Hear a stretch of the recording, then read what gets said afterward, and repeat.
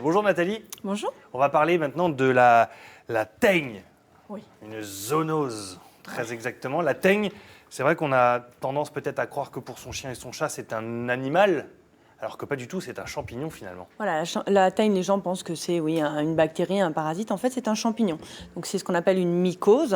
C'est-à-dire que c'est un champignon qui va se développer en faisant des petits spores et elles vont se nourrir de la cuticule du poil. C'est-à-dire que ça se nourrit du poil et du coup, le poil tombe.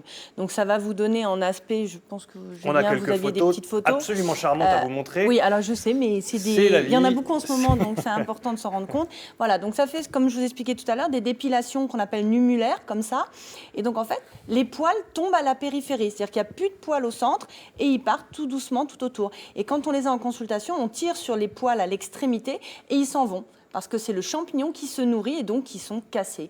Donc le côté typique de cette pathologie, c'est qu'il n'y a pas du tout de poils en dessous. Les poils ne repoussent pas. C'est vraiment vide. Pourquoi les chats sont plus concernés que les chiens ou les rongeurs par exemple? Alors, la teigne, ça se transmet par les poils. C'est un champignon qui vit sur les poils.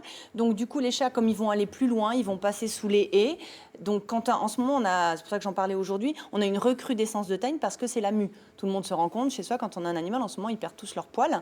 Et donc, du coup, ces poils, s'ils sont porteurs, et ben, quand un chat va passer à côté, il s'en met dessus, sur son pelage à lui. Et c'est comme ça qu'il va se contaminer. Donc, une contamination directe par les poils de l'animal. Donc, sur les chats, on en trouve. Et on en trouve également, du coup, sur les chiens.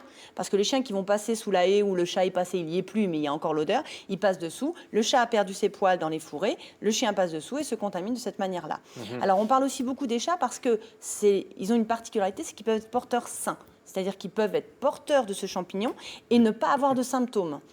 Et ne pas le transmettre? Et si, justement, porteurs sains, c'est-à-dire qu'ils sont porteurs, ils l'ont, et en plus, ils le transmettent, mais on ne va pas les suspecter quand on n'a pas l'habitude et de se dire que ça peut être des vecteurs parce que, justement, ils n'ont pas de signes associés. Alors, sur cette photo-là, on voit vraiment, c'est des images typiques. La teigne, là, comme ça, avec des dépilations, vraiment en pièces de monnaie, toutes rondes, qui sont à des endroits différents sur le corps. Alors, logiquement, souvent, ça ne gratte pas. Si elle se surinfecte, ça va démanger, mais sinon, c'est des animaux qui ont des plaques de dépilation et qui ne les démangent pas plus que ça. Conséquence de ces porteurs sains, c'est que vous allez avoir des humains qui vont venir consulter quand vous avez des plaques comme ça. On a dans les deux sens. L'humain a des plaques, il va chez le médecin et le médecin lui dit emmenez vos animaux chez le véto. Parce qu'effectivement, et quand chez le véto, on dit allez chez le médecin. Ouais. C'est-à-dire qu'en fait, des humains qui auront la teigne, qui sont porteurs, il faut traiter les animaux de la maison. Et les chats, même s'ils n'ont pas de symptômes, il faut qu'ils soient traités. Ça, c'est super important. Les symptômes chez l'homme sont exactement les mêmes que pour le chien ou Alors, on a moins de poils. Oui, non, mais d'accord. Enfin, ça dépend. Hein. On est en France, hein, je parle de...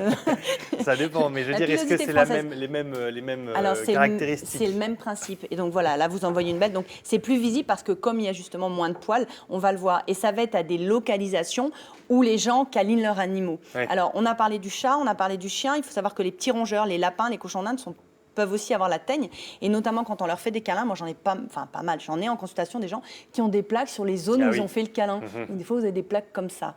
Et chez l'enfant, ça se traduit par des teignes, souvent du cuir chevelu. Et donc, du coup, il y a des pertes de cheveux. Ça repousse, hein, pas de panique. Alors, voilà, ça, c'est vraiment typique. Comment ça se traite, cette petite saloperie? Le petit champignon. Comment ça se traite? Comment ça se prépare, on va dire? Ouais. Ça s'anticipe peut-être? Alors, s'anticiper, c'est compliqué. Ouais. C'est surtout une fois qu'on a des symptômes, on prévient. Ou quand il n'y en a pas, mais qu'on suspecte avec des symptômes humains, dans ce cas-là, on va traiter les animaux. Donc, les traitements sont de deux types, par voie locale, pommade ou lotion, ou par voie générale, on va donner des comprimés. C'est un peu le même principe que chez les humains, ça va être les mêmes choses.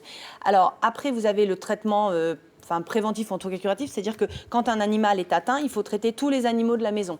Voilà un chien, donc typique aussi cette zone dépilée. Donc, on traite tous les animaux de la maison, comprimé ou lotion, ou plus ou moins lotion, ça c'est le véto qui vous dira un petit peu en fonction de la gravité et de l'atteinte de l'animal. Ça se guérit vite en termes de délai entre le moment où vous commencez le traitement? La contagiosité, au moment où on commence le traitement, il faut compter une bonne dizaine de jours pour qu'il n'y ait plus de contagiosité. Par contre, le traitement est très long, il faut le faire sur 4 à 5 semaines. Sinon, en fait, on n'assainit pas l'organisme. Et donc l'animal recommence ou reste porteur. Et deuxième type de traitement, ça va être l'environnement. Donc on a parlé des poils, ça peut vivre 1 an dans l'environnement, la teigne. Donc c'est quand même une cochonnerie. Ah oui, c'est vraiment, donc voilà, il faut aspirer partout et ce qui les tue le mieux, c'est la javel ou la vapeur. Donc un bon vaporetto, ça tue bien. Pas le tout dans l'eau de javel, évidemment. Ah ben non, je parle de l'environnement. On est bien d'accord. Oui, on ne sait jamais, c'est sûr. On est bien d'accord. À partir du moment où vous avez traité votre animal, que tout est réglé. Oui. Vous avez fait le délai 4-5 semaines, les comprimés, l'eau de javel, tout ce que vous voulez. Est-ce que potentiellement, ça peut revenir parce que l'animal a une spécificité pour attirer la teigne, ou est-ce que ça ne reviendra jamais? Alors, on n'est pas immunisé. D'accord? C'est-à-dire qu'un animal qui a eu la teigne, même s'il est traité, s'il est à nouveau en contact avec ces fameux poils, et pourquoi les animaux sont plus prédisposés parce qu'ils ont plein de poils, eh ben, il va rattraper la teigne. Donc il y a des molécules, alors je ne les donnerai pas parce qu'en plus c'est une histoire d'AMM, c'est un petit peu compliqué, mais on peut prévenir. On ne peut pas traiter en préventif, il faut traiter. Et ensuite, on peut quand même limiter les récidives par d'autres traitements.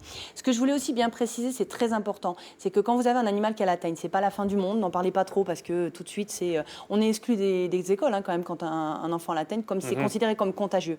Un humain ne contamine pas un autre humain, c'est important de le savoir. Oui, d'accord. Mais on a quand même ces contaminations directes, donc l'animal à l'être humain ou l'animal à l'animal, et indirect par les poils. C'est-à-dire que si vous avez un chien ou un chat qui a la teigne, que vous mettez des poils sur vous, vous allez contaminer. C'est cette méthode-là de contamination. Ça veut dire qu'attention, quand vous lavez, on évite qu'il y ait des gens qui viennent chez vous, et ça touche notamment les enfants en bas âge ou les femmes enceintes. Ça, c'est dangereux aussi parce que les traitements, on ne peut pas les faire sur des femmes enceintes.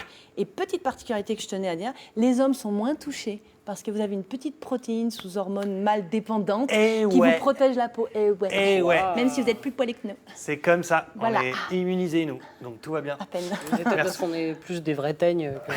Vous l'avez déjà en vous. Voilà, c'est ça, exactement, Julien. Merci pour toutes ces infos. On ne peut pas infos. cumuler le champignon et la vérité.